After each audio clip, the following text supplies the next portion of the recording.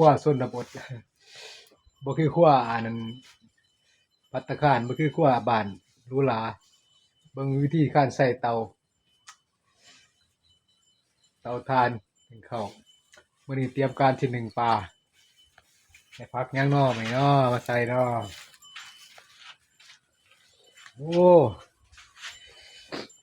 ผักก็หาเก็บเอาตามข้างบ้านข้างถนนข้างคอกกั้วตามหัวไร่ไปหน้าว่าแต่เป็นต้นไม้หยังก็เก็บมากินได้เบิดไม้ติ๋วไม้กระโดนไม้ต้าวอันนี้แม่นไม้อิหยังไม้บึกใบลืมๆเขาเอิ้นฟักลืมๆใส่หยังแบบโบราณเก่าๆเบิ่งเด้อหนึ่งปลาให้กินแมลงที่หนึ่งปลาได้บัดนี้ปลาเอาหยังใส่ก่อนปลาใส่ก่อนบ่แม่บ้านเพิ่นสิหนึ่งปลาสู่กินเด้อปลาพอนี่แม่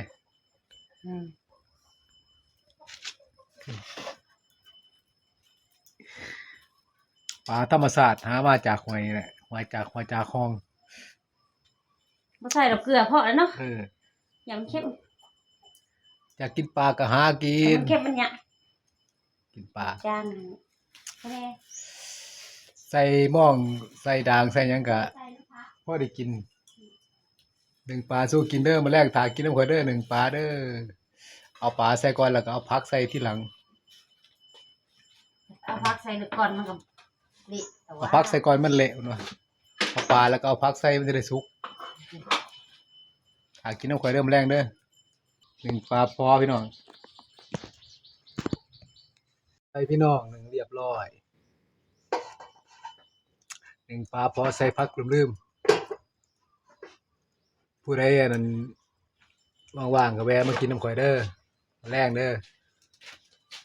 เป็นนั้นว่าสุกเรียบร้อยหนึ่งปลาใส่ผักลืมๆพี่น้องรสชาติก็สิประมาณนี้แหละมาลองกินเบิ่งนำพี่น้องมาลองกินเบิ่งเด้อรับรองว่าแซ่บพี่น้องปลาพอผักลืมๆแต่ว่าอัน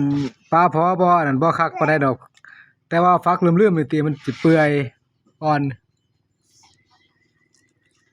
มันจะมีรสชาติหอมๆกินแล้วออกหวานๆน่ะแซ่บมันจะปลาพอรสชาติเนาะแซ่บคักขนาดนี้